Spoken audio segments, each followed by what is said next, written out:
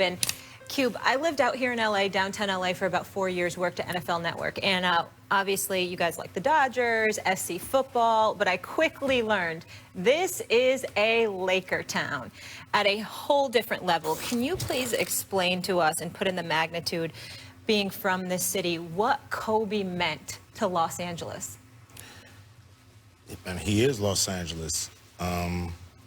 He's everything that LA is about. You know, I mean, if you look at Kobe and look at his personality, look at, you know, the things he tried to achieve, the things that he did achieve, it's so LA. You know, being a superstar for a storied franchise, you know, having the, you know, billion-dollar look, smile, personality, you know, being, you know, all parts of LA, because LA it's a little hood, it's a little Hollywood, it's all that. And I think Kobe represents that more than probably anybody else in the city. And so the loss is still reverberating through us. You know, it's like one of these LA earthquakes. It hits big, but you have all these aftershocks, and the aftershocks drive you crazy because, you know, they happen all day, every day until it's over. So we're still feeling the aftershocks. I don't think the city can still believe what happened to, you know, one of our greatest superstars.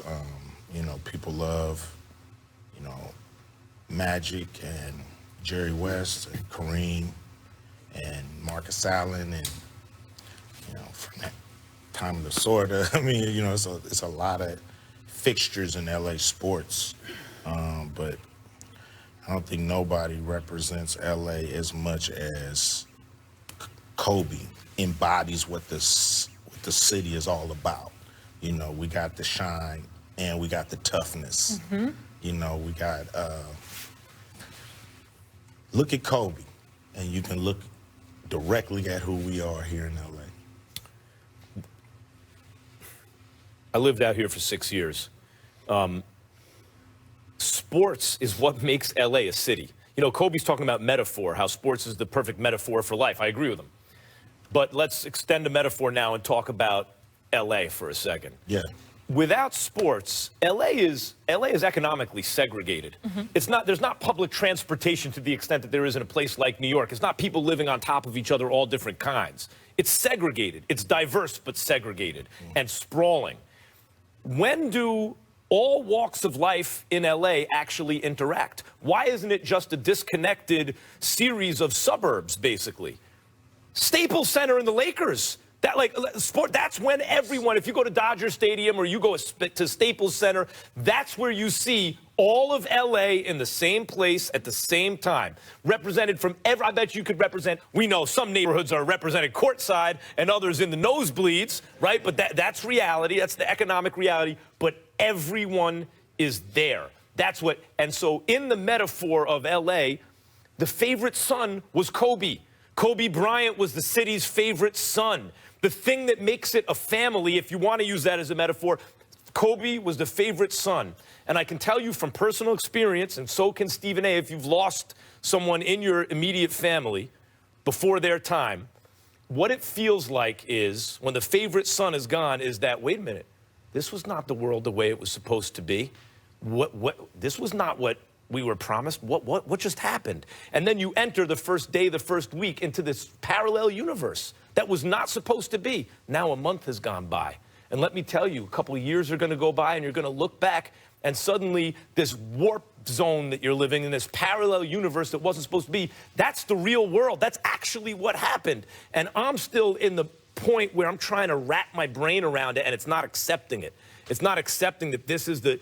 And so we're going to extend the metaphor for sports and life. And what LA means and what the Lakers mean to LA.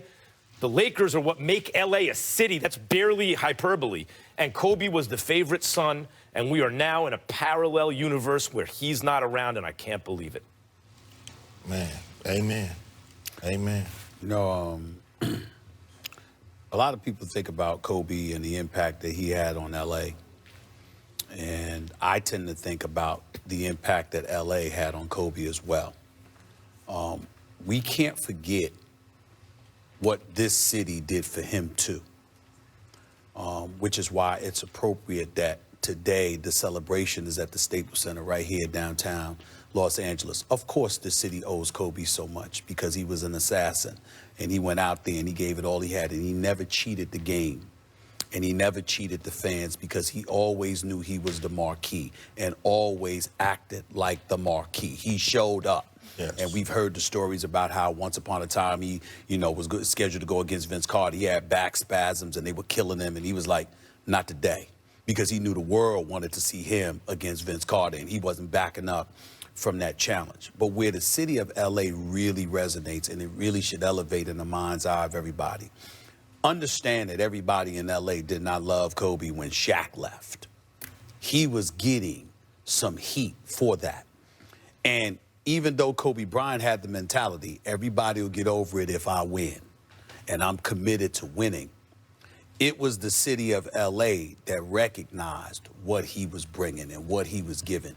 And they made sure they reminded the rest of the world why we love him so much in L.A. And so when you look at it from that perspective, understand something. Because on the outside looking in, if you're not a part of the L.A. fabric, you're thinking about, that's the Diesel.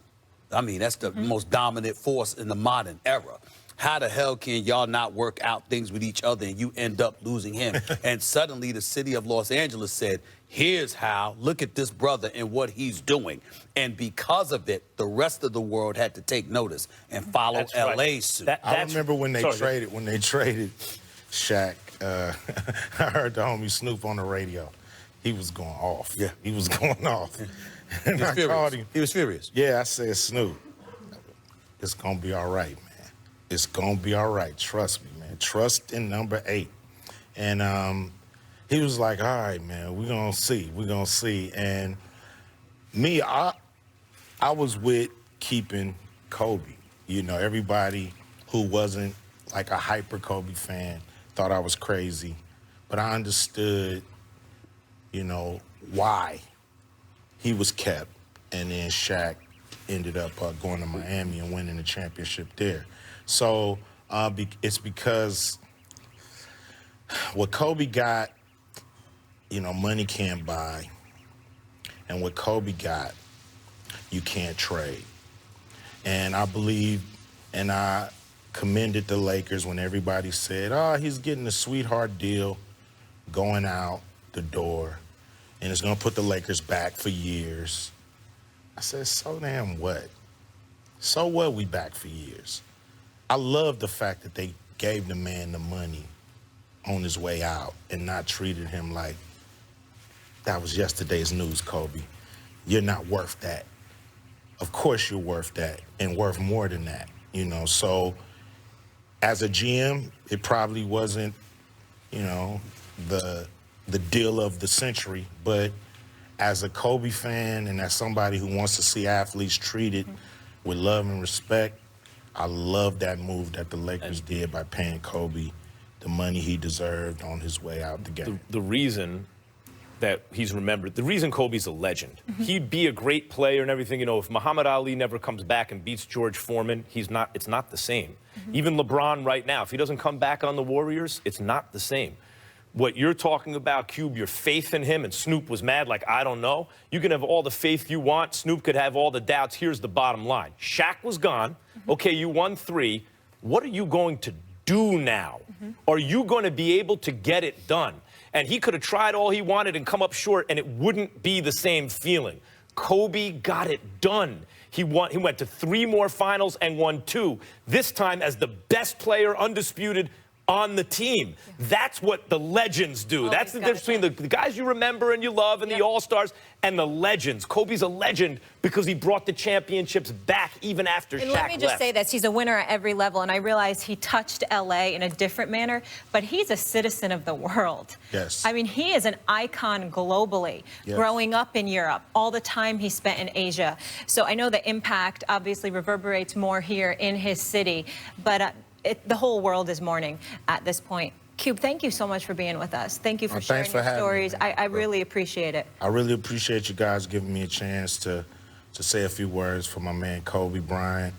You know, we love you, GG, and the other 7, you know, victims that lost their lives. We love you too, and we're gonna miss everybody. Yep, and I'm gonna leave us with what you said. What Kobe got, money can't buy, and what Kobe got, you can't trade. Yes, sir. Never been truer words. Thank you so much. All right, much more to come here from LA, and as you can see outside, fans are continuing to gather for the Kobe Memorial. That's going to be at 1 p.m. Eastern right here at ESPN. We will show you that. More First Take after a quick break. For 3 again. Yes! 70 points for Kobe. Kobe's got the Laker record. History tonight at Staples Center. And an 81-point game. 55 in the second half.